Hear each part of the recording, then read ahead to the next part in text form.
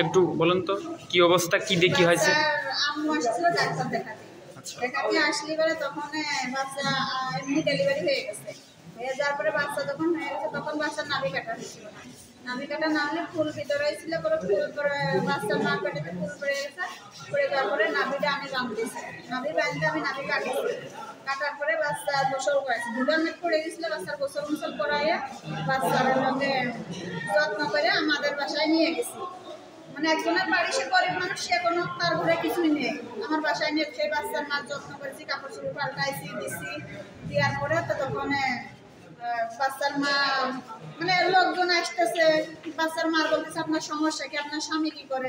সে কাছে বাইরে থাকে। আমি বলছি সত্য কথা বলেন, বাইরে থাকার মানুষের বউ আপনি না, আপনার কোনো প্রমাণ দেখা যাচ্ছে না যে আপনার স্বামী বাইরে থাকে, আপনার এই পরিবেশে আইছেন।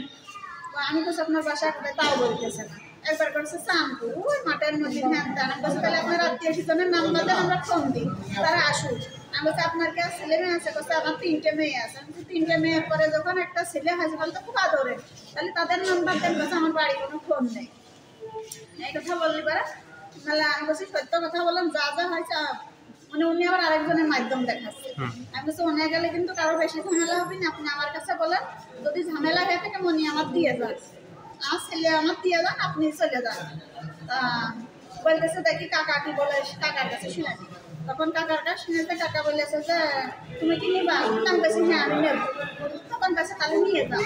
তখন আমি মনির নিয়ে, মনির মা নিয়ে বাড়িতে আবারও কাপড় চেঞ্জ করাইছি। মনির মার কাপড় চেঞ্জ করাইয়া তখন মনির যত্ন করেছি। তখন আমি বলছি আপনি যদি চলে যান তাহলে চলে যান, মনে যেহেতু আমার দিয়ে যাচ্ছে।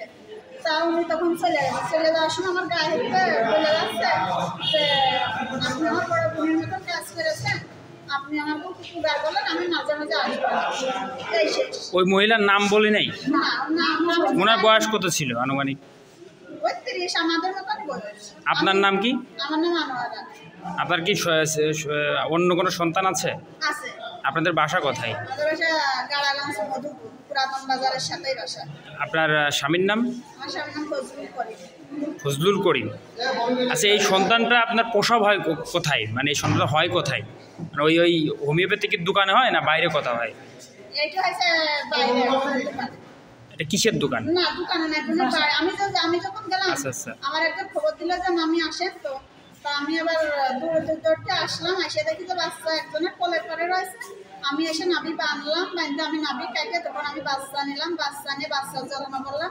তখন এক বাড়ির ভিতরে এসেছি, আমি দোকানের পর দেখিনি, আমি বাড়ির পরে দেখি। তারপরে এই ঘটনা, তাই এটা কয়টার দিকে আজকে?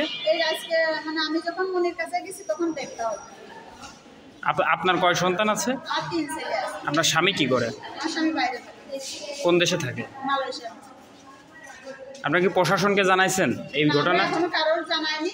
মানে এটা একটা করতে করতে সন্ধ্যা কাটো। আমার এক দেওয়ার বাসায় থাকে, তো সে বাসায় ছিল না, সে অফিসে ছিল। আসলো, আসার পরে মানে আমরা এই পর্যন্ত ঠিক আছে। বললো তাই আসলাম।